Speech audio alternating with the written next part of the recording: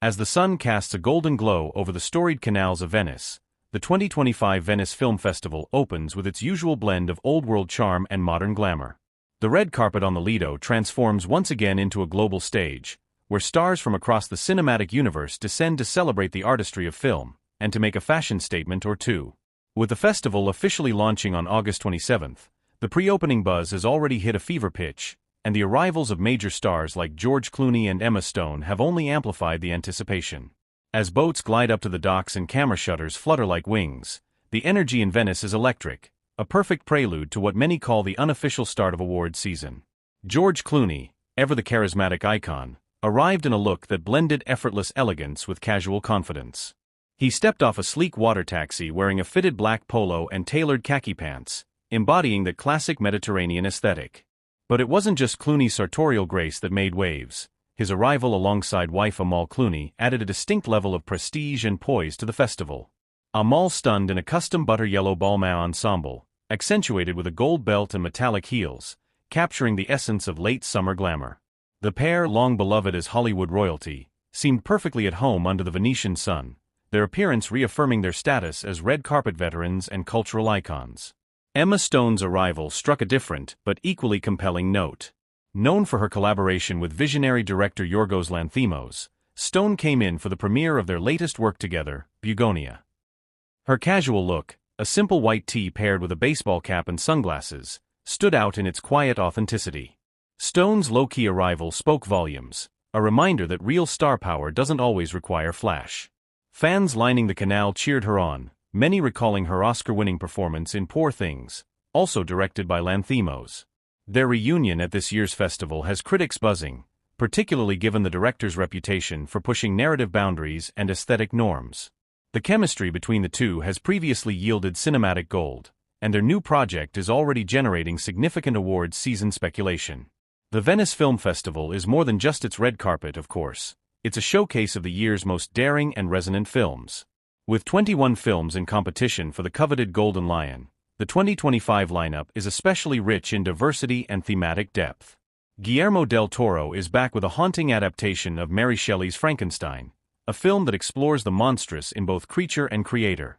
Set against a bleak, poetic backdrop, his version of the classic tale has already been called one of the most visually ambitious entries of the festival. Meanwhile, Catherine Bigelow returns with A House of Dynamite, a politically charged thriller set against the backdrop of contemporary revolution. It's said to be her most provocative film since Zero Dark 30, and early reviews suggest she's once again succeeded in blending entertainment with hard-hitting social commentary. Other buzzed-about premieres include Jay Kelly, Noah Baumbach's introspective drama starring George Clooney, Adam Sandler, and Laura Dern. Set across Europe, the film examines themes of fame, isolation, and creative burnout, resonating deeply with artists and audiences alike. Adam Sandler's appearance at the festival was also the talk of the town, not only because of his role in the film but because he arrived in classic Sandler fashion, oversized shorts, a graphic tee, and amusingly, a basketball under one arm. He's become a staple of these festivals, and his unpredictable fashion sense adds a dose of levity to the otherwise high-glamour proceedings. Laura Dern, graceful as ever, brought timeless sophistication to the scene, wearing a flowing white dress that mirrored the sails of the yachts behind her.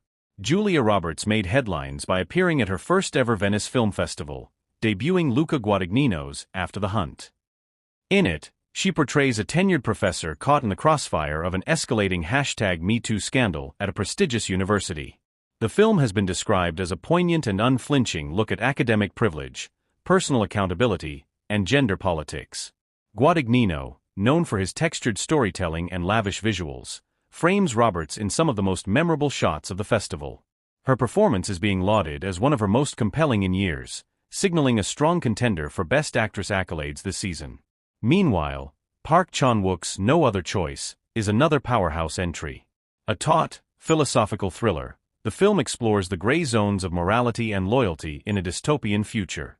The South Korean auteur's signature visual flair is on full display, with intricate camera movements and emotionally charged framing creating a visceral experience. Olivier Assayas adds to the political fervor of the festival with The Wizard of the Kremlin, a chilling portrayal of power, deception, and ambition in Russian politics, featuring Jude Law as a disturbingly compelling Vladimir Putin. The film is generating intense conversation, not only for its daring subject matter but also for Law's immersive, unsettling performance. Back on the red carpet, the fashion remains as much a focal point as the films. Heidi Klum dazzled in a coral-toned coord that screamed European summer, her look accentuated by bold accessories and a sun-kissed glow. Laura Harrier kept it sleek in a black and white statement gown, while Oscar Isaac was the definition of understated elegance in a double-breasted navy suit. Rising stars and veterans alike mingled in a sea of designer wear, and with every water taxi arrival came fresh style inspiration. Notably, this year's festival is chaired by acclaimed filmmaker Alexander Payne, whose thoughtful sensibilities set the tone for the jury. Alongside him, a group of distinguished international artists will be evaluating the artistic merit and global relevance of the competing entries. The honorary Golden Lion Awards this year go to two legends, Werner Herzog and Kim Novak. Herzog's contribution to film as a director, writer, and documentarian has shaped generations of storytellers, while Novak remains an enduring icon of the golden age of Hollywood. Their presence lends an air of reverence and history to a festival that is always forward-looking but never forgets its roots. The Venice Film Festival has long been a bellwether for awards season, and this year is no exception. Beyond the opulence and spectacle, what makes the event truly memorable is its commitment to storytelling that challenges, inspires, and resonates. It's a space where boundary-pushing auteurs meet world-class actors, where independent gems stand shoulder to shoulder with big studio projects. In 2025, that spirit is more alive than ever. Whether through the casual charisma of a George Clooney, the down-to-earth brilliance of an Emma Stone, or the narrative boldness of films like After the Hunt and Frankenstein, Venice once again proves that cinema remains a vital, evolving art form. As the festival kicks off, the world watches not only for the fashion and the glitz but for the ideas, emotions, and conversations that will echo well beyond the red carpet.